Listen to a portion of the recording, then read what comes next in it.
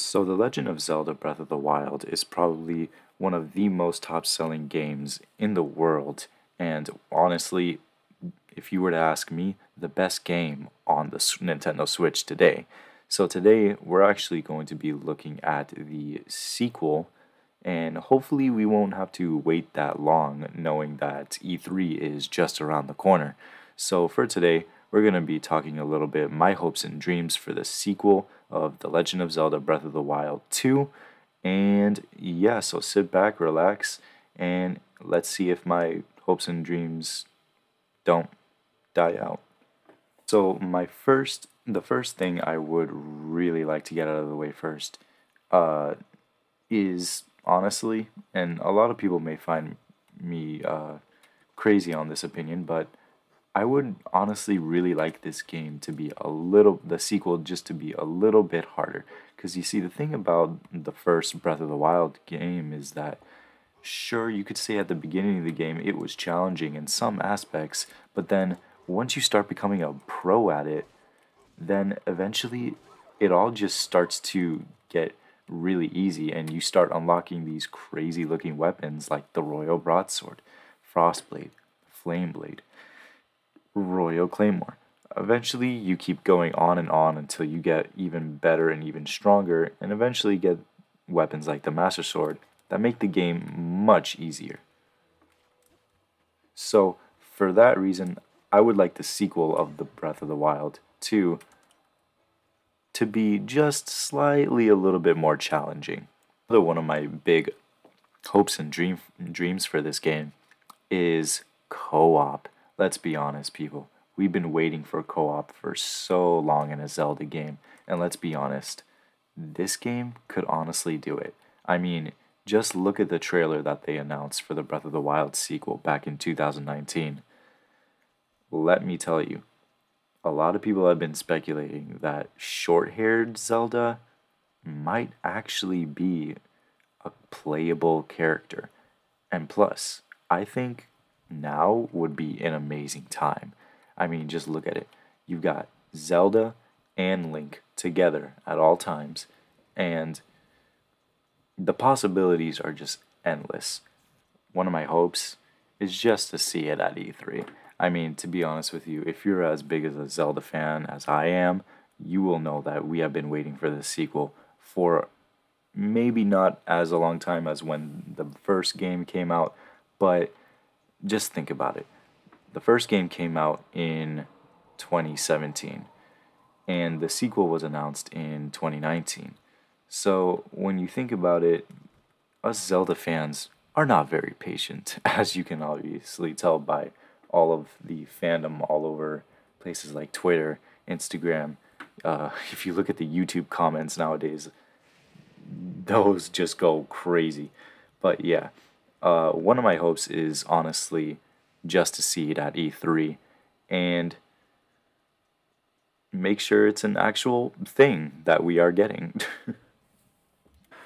Another one of my biggest things that I would really like to see in this game that wasn't available in the first game is crafting. The thing about crafting is that you could do so much with it.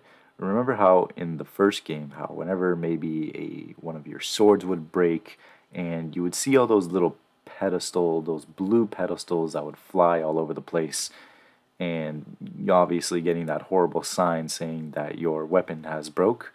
Well, I was thinking maybe they could do this in the second game, where as they take those blue pedestals and you can actually repair or recreate maybe a new weapon that you have made before and recreate that weapon or maybe even possibly make it stronger. So I think crafting would be a huge part in the sequel to Breath of the Wild. And I think it would honestly make a lot of fans happy.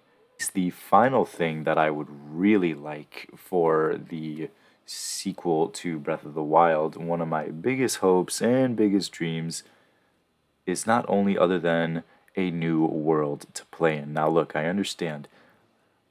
I mean, if I'm going to be 100% honest with you, I'm not super into the whole, playing in Hyrule again and just playing in the same world again but with different features. I mean, I'm not a huge fan of that. I mean, I'm gonna buy the game regardless. But what I'm trying to say is I don't really want to play another Zelda game in Hyrule where we're probably going to be seeing most of the stuff, most of the same stuff again and again and again, over and over again. Yeah, true. From what the creator had said, we will be seeing a lot of different stuff in this game, and new enemies, new boss fights, a new story.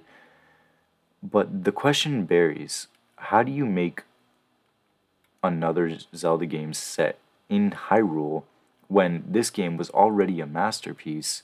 And, it just, to me, it just doesn't really fit in. So, an underground dungeon where Ganondorf lives, maybe something new to the franchise, something whole, something more modern. Like, if we're just gonna play in this same map again, which, don't get me wrong, I wouldn't really complain. I wouldn't really complain about playing in the same map again with different stuff. But like I said, how are you going to make a whole new Zelda game from scratch, make the whole world again, but add different stuff in it? So honestly, maybe somewhere in Hyrule Castle we'll find something underground Hyrule Castle. I mean, if you look at that trailer, it looks like Hyrule Castle is going up, like it's lifting itself up. So maybe, hopefully, we get to travel underground in Hyrule. I mean, let's just be honest, the trailer just sets it off for everything, really. So, with the return of E3 2021, I'm honestly looking so much forward to Nintendo Direct's conference at E3.